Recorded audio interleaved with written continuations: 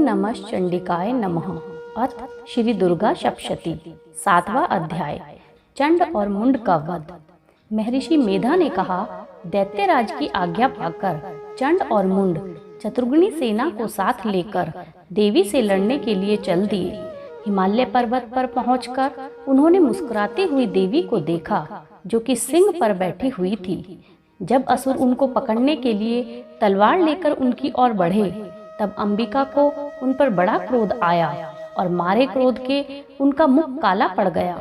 उनकी भ्रुकुटियां चढ़ गई और उनके ललाट में से अत्यंत भयंकर और अत्यंत विस्तृत मुख वाली लाल आंखों वाली काली देवी प्रकट हुई, जो कि अपने हाथ में तलवार और पाश को लिए हुए थी।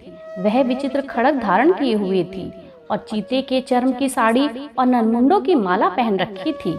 उसका मांस सूखा हुआ था और शरीर केवल हड्डियों का ढांचा था, और जो भयंकर शब्द से दिशाओं को पूर्ण कर रही थी, वह असुर सेना पर टूट पड़ी और दैत्यों को भक्षण करने लगी।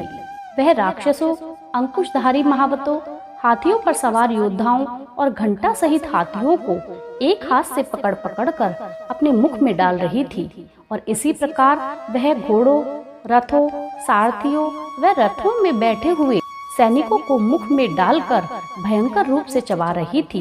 किसी के केश पकड़कर, किसी की गर्दन पकड़कर, किसी को पैरों से दबाकर और किसी दैत्य को छाती से मसलकर मार रही थी। वह दैत्य के छोड़े हुए अस्त्र शस्त्रों को मुख में पकड़कर और क्रोध में भरकर उनको दांतों से पीस रही थी। उसने कई बड़े बड़े असुर भक्षण कर डाले, कितनों को रोन डाला और कितने उसकी मार के मारे भाग गए।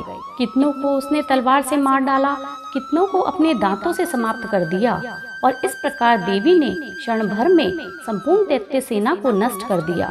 यह देख महापराक्रमी चंड काली देवी की ओर लपका, और मुंड ने भी देवी पर अपने भयानक बाणों की वर्षा आरंभ कर दी और अपने 1000 चक्र उन पर छोड़े। उस समय वह चमकते हुए बाण व चक्र देवी के मुख में प्रविष्ट हुए इस प्रकार से दिख रहे थे, जैसे मानो बहुत से सूर्य मेघा की घटा में प्रविष्ट हो रहे हों। इसके पश्चात भयंकर शब्द के साथ काली ने अत्यंत जोश से भरकर विकट अट्टहास किया।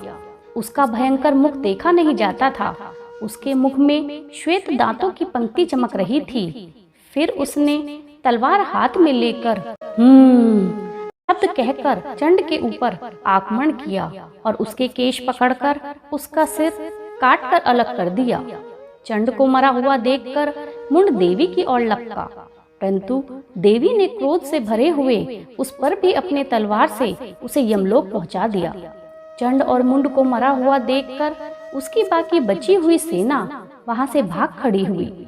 इसके पश्चात काली चंड और मुंड के कटे हुए सिरों को लेकर चंडिका के पास गई और प्रचंड अट्टहास के साथ कहने लगी, हे देवी, चंड और मुंड 2 महादैत्यों को मारकर तुम्हारी भेंट कर दिया है। अब शुंभ और निशुंभ का तुमको स्वयं वध करना है। महर्षि मेधा ने कहा, वहां लाए हुए चंड और मुंड के सिरों को देखकर कल्याणमयी चंडी ने काली से मधुर वाणी में कहा, हे देवी, तुम चूंकि चंड और मुंड को मेरे पास लेकर आई हो, अतः संसार में चामुंडा के नाम से तुम्हारी ख्याति होगी। बोलो जय माता दी।